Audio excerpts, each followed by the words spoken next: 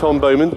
This is the final session. It's actually going to be one of the best ones, so I hope it's raining outside, to quote Bowman. So here we go. So this whole session I'm going to go straight into, because I know we're really quite pushed for time, and we're running just a little bit behind, maybe 10 minutes behind, so we're going to try and catch up as quickly as possible. I have a fantastic panel that I'm going to bring out for a while, but what I hope to do is start straight away, so you can go straight into my presentation. It should begin automatically.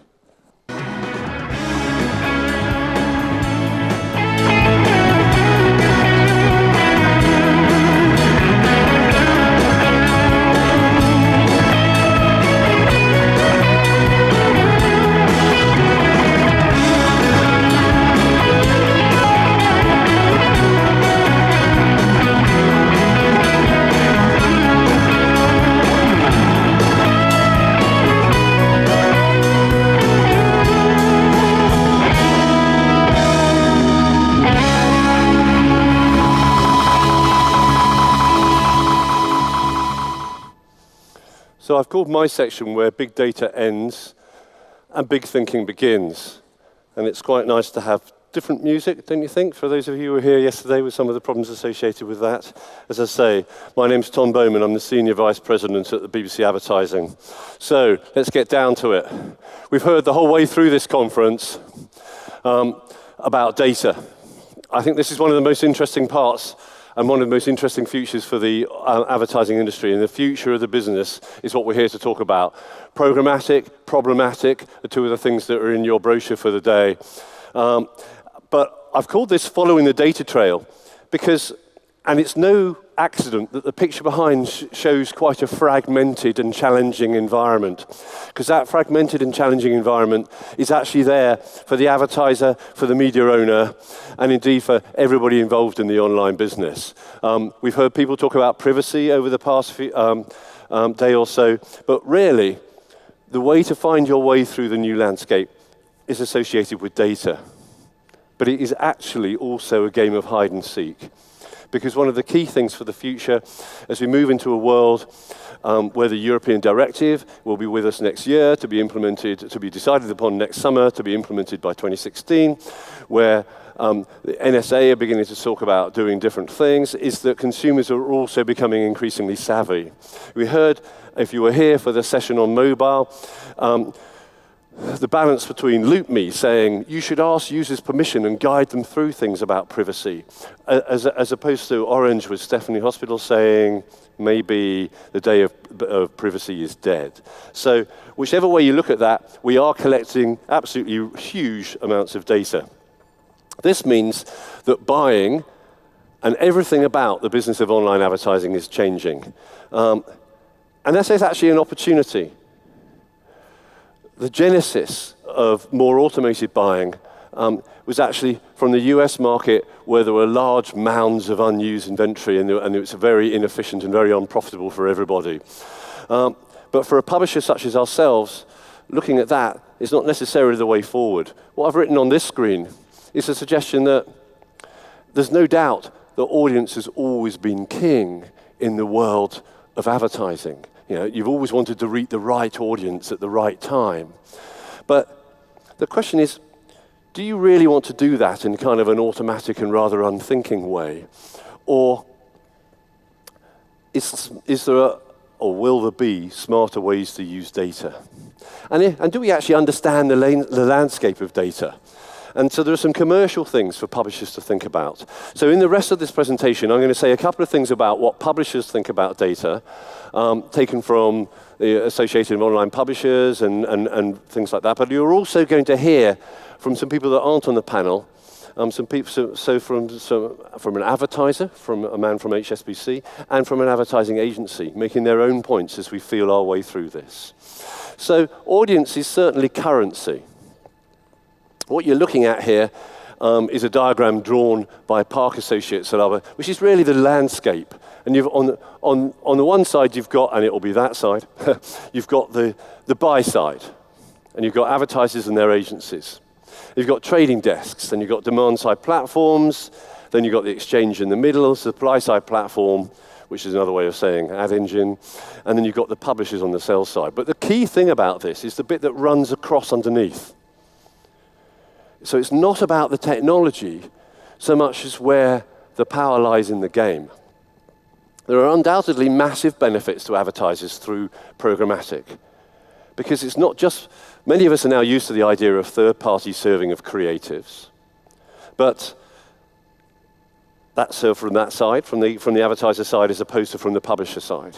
But now with programmatic, what's also happening is effectively the ad server has changed side. And so for the advertiser, you can programmatically control frequency capping, for instance, across campaigns. You can programmatically control targeting of audiences across different sites. And you can also apply data, and you have the ability to optimize in a much more real-time way. So for the advertiser, there are significant benefits. For the publisher, there are challenges, but there are conceivably also benefits. And I think that's really quite an interesting thing to understand. So we're really moving in a world where the ad system has changed sides. Yeah. And that actually conceivably is extremely good for the audience, because it can be phenomenally irritating to see the same advertisement over and over again.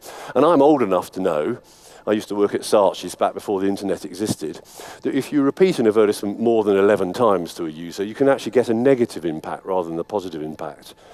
And so if you can actually target better and control it better across different sites, that may be a very good thing. So there's a media planning challenge there. Maybe we have to learn to fly. Yeah. Automation takes care of reaching the right people at the right time, as I've just said.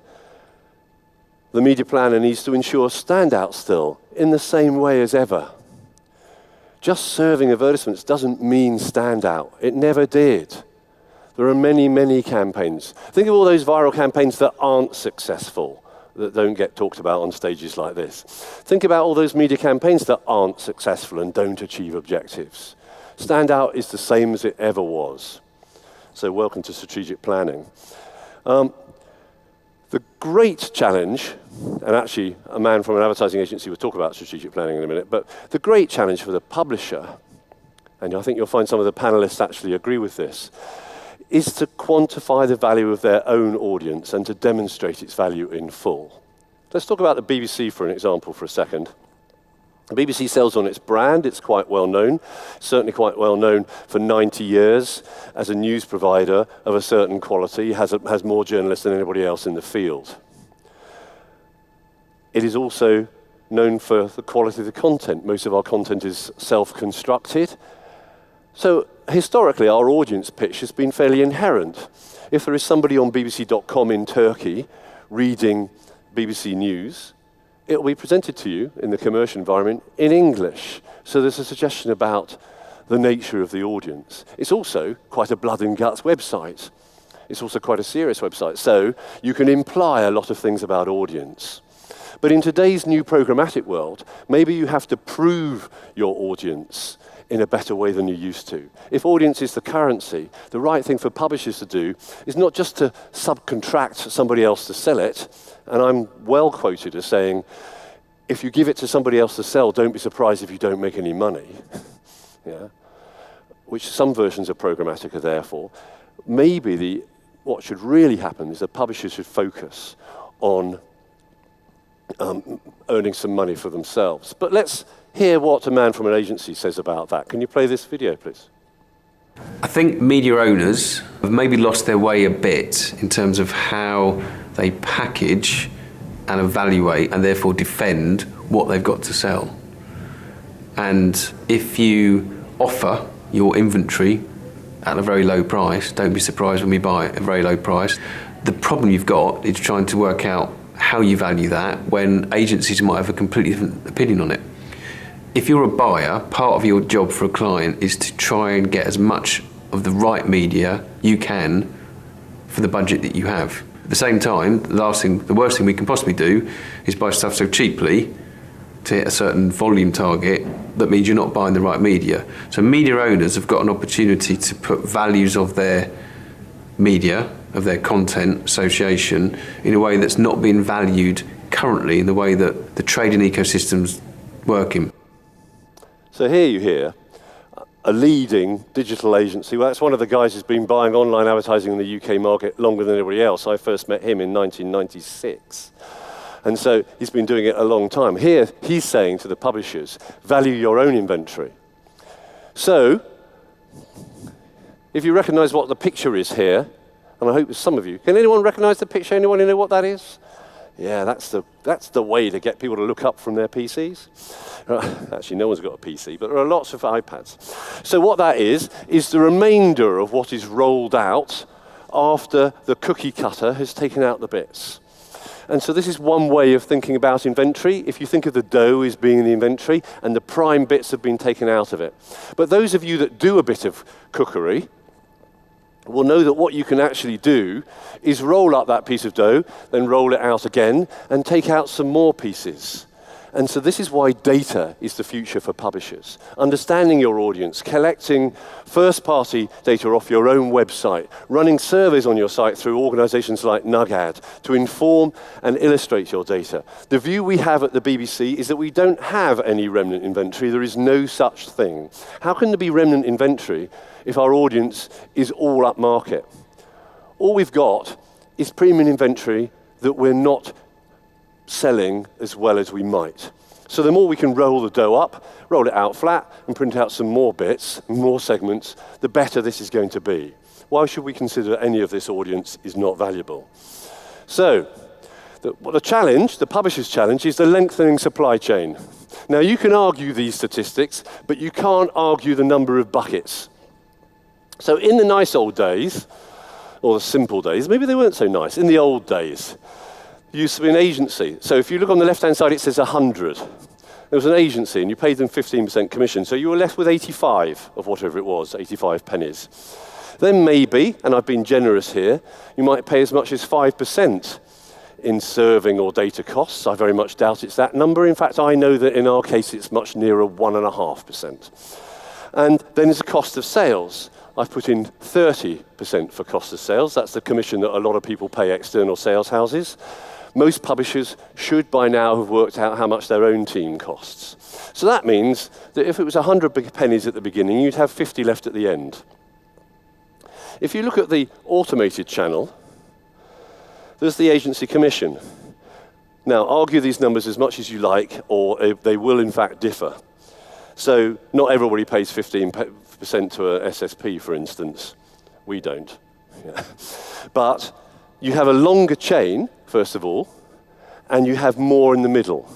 So there was a survey done by Credit Suisse on behalf of Axel Springer, the big German publisher, that said that the indirect channel was definitely it would definitely cost 60%.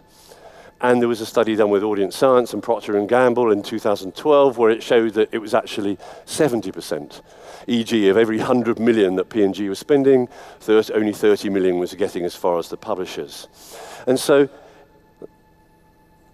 that means that we have to look at a challenge from the publisher's point of view. There's no doubt whatsoever, in my opinion, that this length of chain, this lunar landscape as has been described, but actually has to compress. And it has to work better for all involved. And there are ways of doing that. You heard from LoopMe earlier on about going direct to publishers. Yeah. So actually sidestepping some of these intermediate steps. So what I would say, given back to my point about stack thinking, my point is that many people regard programmatic as the bottom piece here. Yeah, so you've got high-end solutions, then you've got traditional banner sales, and then you've got programmatic as the rubbish at the bottom. Actually, you have to knock those blocks over. And they wouldn't let me do a slide where you could knock them over because they said it looked trite. But the reality is you just have to knock it down. And I think that. So I don't agree with the barbell concept, which is touted by a number of organizations where everything's either going to be just high-end or just automatic. Phooey. That's not going to happen. If you run a private marketplace, you need to engage with the trading desks. You're still selling to the trading desks just the same as you ever were. It's just that they happen to control the ad server rather than you. That's part of the future. So traditional banner sales still exist because you cannot run this business automatically. You do not achieve. And I'll go on to come back to that here.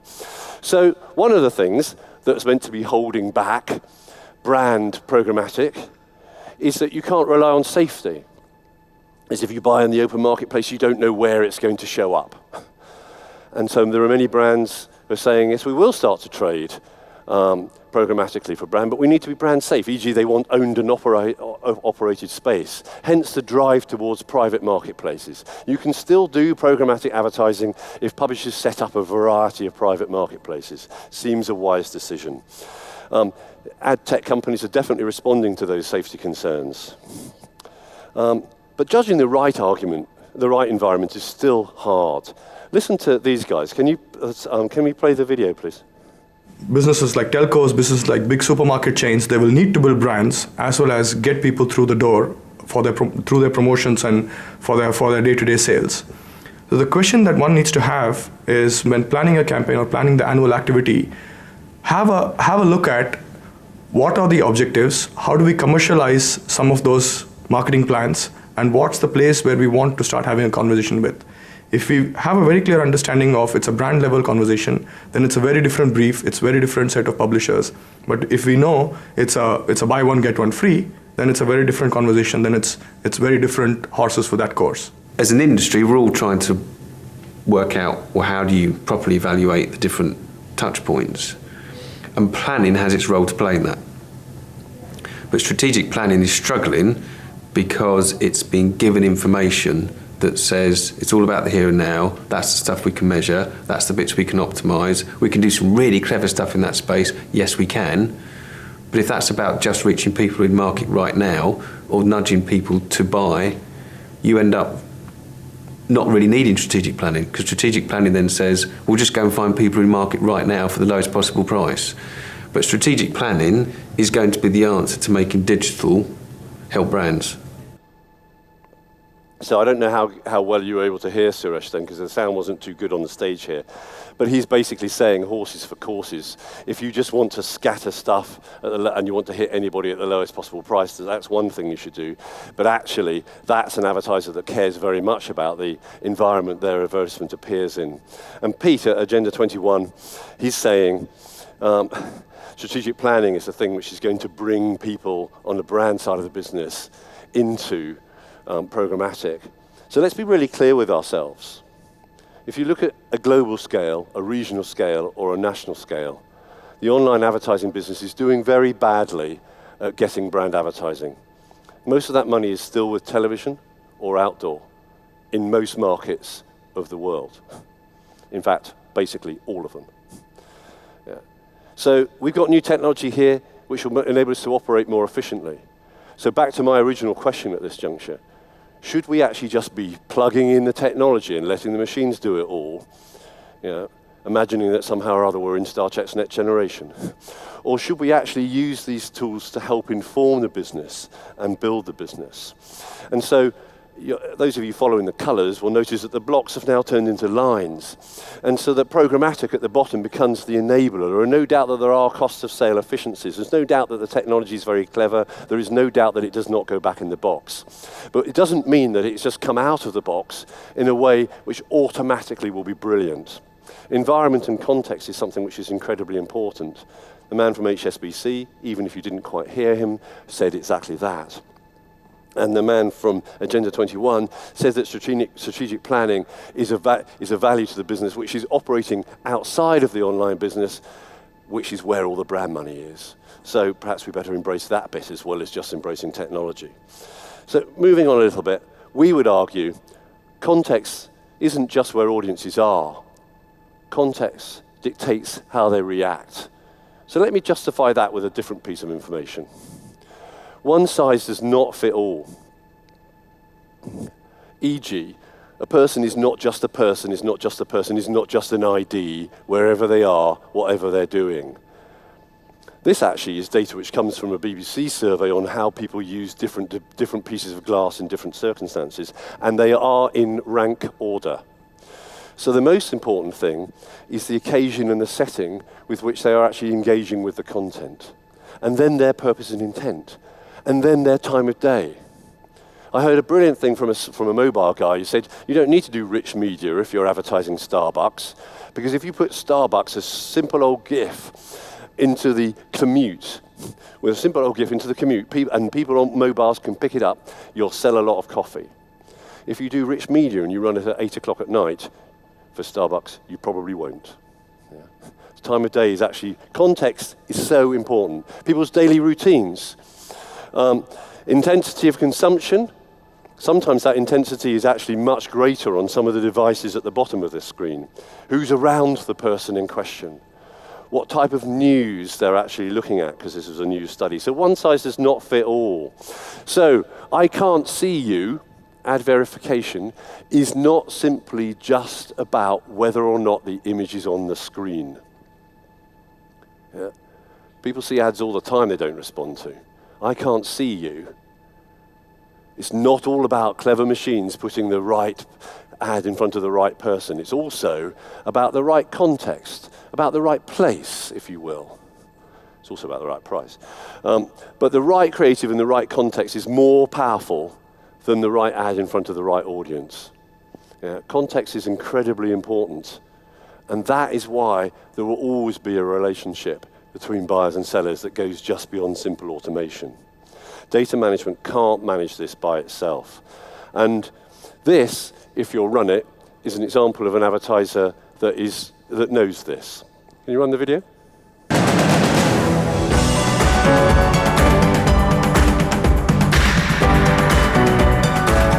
DuPont is not simply a sponsor of Horizons. We are an exceedingly proud sponsor of Horizons. We knew that we weren't keen to engage in what I'll call traditional advertising. We really wanted to try something different that was much more about selling a thought rather than selling a product. So this content-driven notion of partnering with a respected global media property is really how all this began. Is this ready to become something that people can buy and use? Oh, it's ready to be used. The BBC is peerless, unparalleled, if you will, in the respect in which it's held around the world. I think we're breaking new ground in this whole notion of branded content.